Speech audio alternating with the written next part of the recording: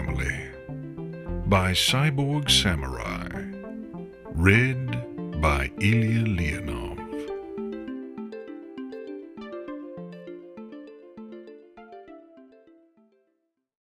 Another lap, Princess. Celestia cringed as Canterlot Castle came into view from around the mountain. She knew she shouldn't be delaying like this, but considering that Equestria hadn't played host to the summit of the gods in over 5,000 years, she felt entitled to a little nervousness. She'd put it off for another 5,000 if she could, but alas, a direct request from Asgard wasn't one to be denied. Celestia sighed. Take us in for a landing. Her dealings with the other members of the Pantheon had always been icy at best. They were keen to bring up every social faux pas she and her family had committed, and even if they only did it in hushed tones and snarked whispers, it was no secret she and Luna were tolerated at best and mistrusted at worst. The reasons why were understandable, but it didn't make the interactions any more pleasant. Celestia gave the empty carriage flying beside her a perfunctory glance. Her thoughts threatened to fall back into the tug-of-war they'd been in for the last month, but it was too late to go back on her decision now. Discord deserved a chance at reform and to prove that there was more in his heart than wickedness and mischief. It was a risk, yes, but she'd taken precautionary measures this time, and if there was any pony who could convince him to use his magic for good, it was the bearers. The two carriages landed side by side on the runway with a pair of soft thumps before coming to a halt. Celestia stepped out, gave her carriage pullers a nod in thanks, then walked towards the castle. Her trepidations about Discord would have to wait, as the next 3 days would require nothing less than her full attention to keep things going smoothly, and she needed to gather her thoughts for what was to come. Frey would be constantly critiquing her form and control of the sun. His twin sister, Freya, would get Luna drunk, and then they'd work together to seduce everyone that wasn't a blood relative. Thor would be destroying all the fine china and complaining about the lack of meat. Odin and Tyr would be constantly on her case to allow more accommodations for the handicapped in equestrian law. On and on and on. At least seeing father would be nice, although— "Excuse me, your majesty." Celestia jumped at the voice. She turned and saw that a royal guard had appeared soundlessly at her side. He bowed low before speaking again. "There's a mayor in the castle gardens who wishes to speak with you." Celestia wasn't sure what was more surprising, that a simple guard had managed to sneak up on her when she could hear everything within a 12-mile radius, or that said guard assumed she was just going to drop everything and cater to the whims of a complete stranger. It was true that she tried to be approachable by her subjects, but as the co-ruler of the realm, her time was decidedly precious, and each one of her guards was well aware of that, which, combined with the stealth, made Celestia understand that this wasn't a guard at all. "Is that so?" Celestia said to the impostor. "Does this mayor have a name by chance?" The impostor looked up at Celestia with icy blue eyes. "She strikes me as someone who prefers to keep a low profile." Celestia's suspicions were aroused, but that statement alone wasn't enough to jump to conclusions. "I've an entire pantheon waiting on me. Is this important?" The impostor winked, and his open eye morphed into a cat-like slit. "Family matters are always important." Celestia managed to keep a straight face, despite simultaneously feeling a chill go up her spine, her stomach drop out, her mouth go dry, and her skin break out in goosebumps. She'd known this encounter was going to take place after releasing Discord, But for it to happen so soon, it seemed that certain individuals were keeping a closer eye on her realm than she realized. The impostor correctly interpreted Celestia's silence as that his statement hadn't been well received. He sat on his haunches, rubbed a hoof against his breastplate, and examined it intensely. "Will you see her?" Celestia gritted her teeth. She very much wanted to say no. She wanted to walk past this creature and continue with her life without any further thought or hesitation. However, she couldn't allow herself to do that, because she'd always believed that no matter what kinds of things may have happened in the past, family will always be family. There was nothing she or any pony else could do to sever the ties of blood, and so if she was going to be stuck with some pony for eternity, she may as well try to be courteous to them, even if it was akin to pulling teeth. "Lead the way," Celestia said. The impostor nodded, then led Celestia off the cobblestone path and towards the western grounds. They walked for several minutes in silence, passing by flower gardens, elegant fountains, and intricate stone statues. The air was filled with the heavy scent of lilacs, and a weak sun shone down on them from above. They neared the hedge maze and stopped at the stone pedestal where Discord had once stood. "I'd forgotten how beautiful this realm is." The impostor's voice had changed. It had initially been the gruff bass of a stallion, but now it was the fluid alto of an older mare. "Your grandfather spoke of it many times, but I never believed him until I came and saw it for myself." Celestia regarded the impostor evenly. "It's been a long time, Loki." There was a burst of violet flame, and the impostor was replaced by a dark green mare with a raven mane and tail. She wore a decorative yoke and horseshoes similar to Celestia's, and set upon her brow was a golden crown with two long curved horns. Her cutie mark was a snake encircling a planet as it devoured its own tail, and her eyes were cold reptilian slits that gazed at Celestia with unnerving intensity. "So it has, Celestia, so it has." Loki looked her up and down, taking note of the height difference between them. "You've grown into your power nicely, I see. And here Odin was worried that you wouldn't be able to handle one measly little star." Celestia frowned. "Don't you ever get tired of switching genders?" A lewd smirk crept up on Loki's face. "You should consider broadening your horizons.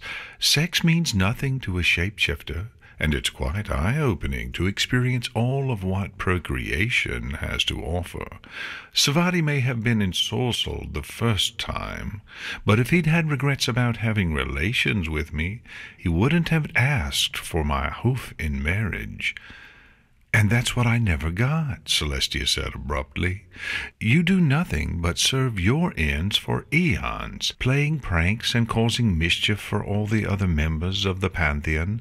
But for one simple mortal, you settle down, devote yourself wholeheartedly to being a family, and then beg, literally beg Odin to give him immortality, despite knowing it's forbidden. Why? Why'd you do so much for him, but won't even lift a hoof for anyone else?" Loki's eyes dimmed. She looked up at the sky and blinked several times before turning away. Her reply was a whisper, but the wind carried it to Celestia's ears. "You've never been in love, have you?" Celestia opened her mouth, but no sound came out. She wanted to believe that Loki was sincere, but taking anything the god of deception and mischief said at face value was about as safe as diving into a pit of poison-tipped spikes. It wouldn't be the first time Loki had tried to earn the pity of others in order to get what she wanted. But still, Celestia couldn't help but wonder, for if the pain on Loki's face wasn't real, then she didn't know what was. In either case, that particular stroll down memory lane wasn't worth the headache, so Celestia quickly changed the subject. "I don't suppose you're here for the summit?" Loki laughed bitterly. "The only Asgardian I've spoken with in centuries is your father, and even those times have been few and far between. I'm here because I sense the release of your Uncle Discord." Celestia's face reddened. "Please don't call him that in public." Loki turned back to her with a curious look. "Haven't you told your subjects about that little tidbit? Naughty, naughty. Perhaps you take more after me than you're willing to admit." "I'm well aware of the ways I take after you." Celestia brushed her mane out of her face. "The rest of the Pantheon takes every opportunity they get to remind me, and it's one of the reasons why Equestria's always been so low on the dimensional totem pole." Loki scoffed. "You're never going to please them, you know. No matter what you do, say, or accomplish, you and your sister will always be condemned in their eyes simply because of your relation to me. You could prevent Ragnarok itself, and they'd still whisper and make fun of you the second you looked away. Why bother? Their approval means nothing, Celestia, and the sooner you realize that, the better off you'll be." Celestia gestured to the garden around them. "Do you see Asgard's influence anywhere? Do you see me or Luna asking Frey and Freya to speak on our behalf, or pestering Father to ask Odin for special favors? We made it painfully clear that we didn't want or need anything from the Pantheon when we took care of Discord by ourselves, and making myself late for the summit to talk with you should prove how much I care about what they think. Let them whisper all they like. Their heads are too far up their own plots for anyone to hear what they're saying." Loki's face glowed with fierce pride. "You're definitely my granddaughter." Celestia straightened to her full height. "Luna and I didn't build this realm from the ground up because we felt like we had something to prove. We did it because we could, and because we felt it was the right thing to do. We want to use our power to make something we and our subjects are proud of, not to impress a bunch of stuffy, self-righteous deities. They can sod off to their own realms if they don't like what we've done here, and I'm not afraid to say that to each and every one of their faces." Loki waggled her eyebrows.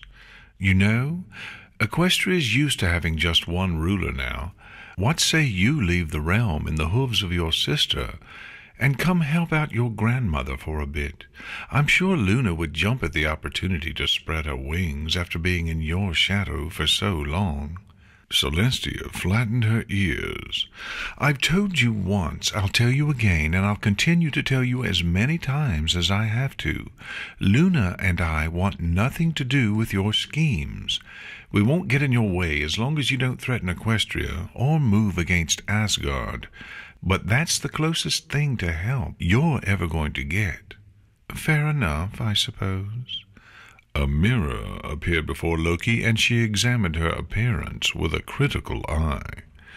"Know this, though. A day will come when you'll have to make a choice between your family and Asgard, and if you side against me, I won't show you or Equestria any mercy." Celestia yawned. "Can we skip this song and dance, please? Spare me the same tired ultimatums you've been issuing for the past 10,000 years, and tell me why you're here." "Oh, as if you didn't know." Loki gestured to the empty pedestal beside them. "I want to know why you've released Discord." "Because I believe he deserves a chance to prove that he can use his magic for good," Celestia replied patiently. "His powers are great, and it will be quite useful if he can keep them in check." Loki's mirror suddenly expanded to the size of a screen. Images of fire, destruction, and chaos played on its surface, while emaciated ponies wandered aimlessly through a multicolored checkered landscape. The sun and moon did figure eights in the sky, and a pod of dolphins tangoed off in the distance. Need I remind you of what he did? Loki spat on the pedestal. He wallowed in the suffering and misery of your subjects, and toyed with the fabric of reality like it was his own personal plaything. His meddling would have eventually caused the entire realm to collapse in upon itself, and worst of all, he knew that and didn't even care. Even I wouldn't go that far, Celestia. A monster like that deserves far worse than the punishment you and Luna dealt him, and now you're giving him a chance at reform? It's our decision. Celestia used her own magic to make the screen show an image of an irate Loki screaming at Discord and slapping him across the face. You forfeited any say in the matter when you denounced him as your son. His betrayal deserved nothing less. Loki made the screen disappear with a pop. He only attacked Equestria in the first place because he knew how much it had hurt me. I thought betrayal was an extension of your domain, Celestia remarked mildly. Shouldn't that mean you're used to such things? Loki regained her composure, and her shadow suddenly rose up behind her to envelop her like a shawl. Does it seem so odd that the god of deception would value loyalty and honesty above all else? Trustworthy followers are hard to come by, which is why I've tried so hard to recruit you and Luna. Celestia rolled her eyes. That, and because we control 2 of the heavenly bodies powering the Bifrost. Loki gave her a disturbing smile. That may or may not have something to do with it. Celestia looked over at the hedge maze. I guess I don't understand your definition of betrayal, then. You've tried to get me and Luna to help you countless times, and each time we've turned you down despite your insistences of obligation to family, or claims that we're ungrateful brats that only have the sun and the moon because of you. What's the difference between our repeated refusals and Discord's mutiny? Loki followed her gaze. You've become wise, but you've still much to learn about my ways.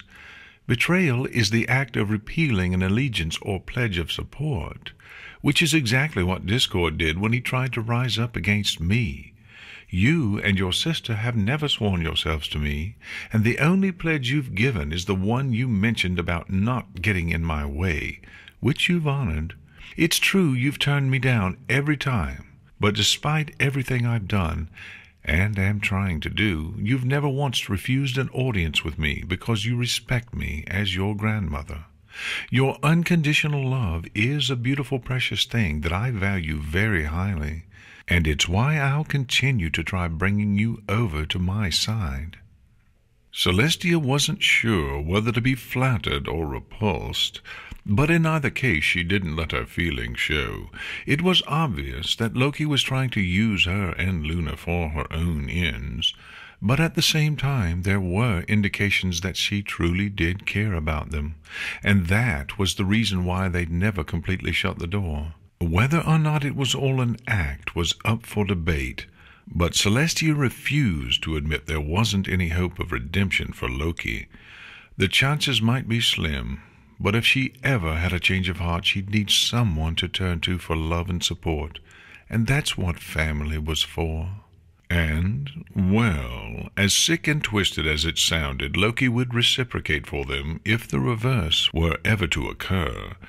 That counted for something, right?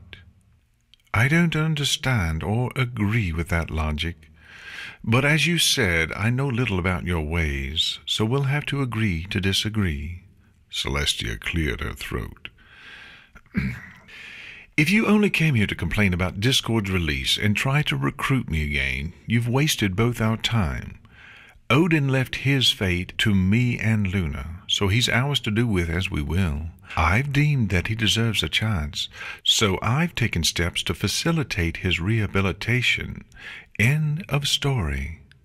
Loki raised a dubious eyebrow. And how exactly is letting him live with a mortal going to make him change? Celestia smiled. I think you, more than any pony else, can understand the effect a mortal can have on a god. Now it was Loki's turn to be speechless. She looked at the ground and softly clicked her teeth as she considered those words. She looked up again back to the west, and for an instant her eyes were soft and warm. Celestia didn't see it, though, and when Loki turned back to her, there was no indication that it had happened at all. So be it, Loki said. Do what you will with him, but heed my warning, Celestia. He's proven to be treacherous once before, and his mastery of doublespeak is second only to mine. Give him an inch, and he'll take a watering can, and before you know it, the mariachi bands will be playing once more. Celestia paled. I swear to you I'll destroy him myself before that damnable music ever befouls this realm again. Loki raised her chin. I'll hold you to that oath. Well then, by all means have fun with the wastrel. I assure you that I never did, unless you count his conception. I didn't even know I could be impregnated by multiple creatures at once, though I suspect Freya was getting back at me for... There are no words. Celestia's eyes were shut as she willed her breakfast to stay put, to describe how much I didn't need to know that. Loki snickered. There was a swishing sound as her shadow fell back onto the ground, and then a sucking noise as it morphed into an interdimensional hole. She stared at Celestia with an odd look as she pawed at the ground. Her lips parted as if to say something else, but then she shook her head and made her way towards the portal. Any messages to pass on? Celestia called after her. Loki hesitated with one hoof inside the hole. She didn't look back, and so Celestia didn't see her face as she spoke. Tell Luna to be more careful. She should know better than to let shadow magic possess her like that, and she can't always rely on you to pull her out of the fire. Still, I'm glad she's all right. Celestia nodded. And for father? Loki snorted. Sleipnir won't listen. But tell him that he needs to start using his damned head for a change. Just because he's Odin's faithful steed doesn't mean that's all he ever has to be. I don't see you or Luna slaving away at Frey and Freya's every beck and call, so why should he be any different? Celestia exhaled out her nose to prevent herself from laughing. I'll let him know. Loki traced the edge of the portal. I suppose this counts for little, but I want you to know that I'm proud of what you and Luna have done here. Equestria wouldn't be half of what it is without your efforts, and anyone who can't see past your lineage is a thrice-damned fool. Celestia bit her lip. That actually counted for a lot. If it was meant in earnest, she wanted to believe that it was, but again she knew better than to lower her guard. Discord wasn't the only one who'd take more than an inch if given the chance, and as much as Celestia wished she could accept the compliment, there'd been too many individuals, including Father, who'd told her to keep her distance. Celestia bowed her head. Goodbye, Loki. Loki gave one last look to the west, then stepped fully into the hole. It shrunk down into a pinprick, then faded away completely, and Celestia was left alone in the sculpture garden. And thank you, she whispered. Celestia ran a hoof through her mane, collected her thoughts, and then spread her wings and flew back to the castle. She landed at the main entrance, and her guards informed her that Luna had already started the summit. They escorted her down to the main banquet hall, and as Celestia approached, she heard the loud, boisterous voice of Thor from behind a set of closed doors. This drink, I like it. I know, Luna shouted back in a lilted slur. It's great, isn't... Another! there was a sound of shattering glass, followed by joyous laughter. "Yes," Luna exclaimed, "too long has it been since I've partaken in the ancient cup-breaking traditions.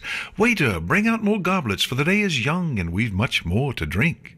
Celestia face-hooved. She was afraid they'd break into the alcohol while waiting on her, and now the peace talks were going to be interesting. She'd hoped Luna would try something else in order to buy her some time, but it appeared that she'd fallen prey to Thor's charisma. Celestia was annoyed, but considering it was as much her own fault as Luna's, she resigned herself to dealing with it. "This is why I hate being a hostess," Celestia grumbled. She opened the banquet hall door, walked inside, and shut it behind her with a click. There are some things in life you can control, but sometimes all you can do is make the best of things. Your blood remains the same, no matter what life throws at you. And so while you may not always get along, the bonds you share with your kin are worth the effort to preserve. After all, you can choose your friends, but you can't choose your family. The end.